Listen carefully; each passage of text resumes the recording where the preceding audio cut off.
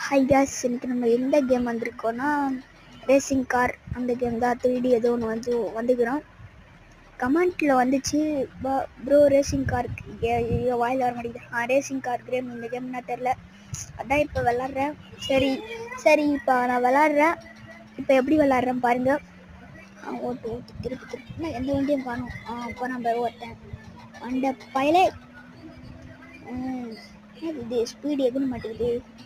அச்சுத்துக்குறேன் பிராஸ்லேட்டர், அதுக்கு என்ன தெரில, கமெண்ட்ல போட்டு விடுங்க. டிவி சவுண்ட் வேற கேட்குது ரொம்ப. அதான் ஓகே பை. பார்த்து இதான்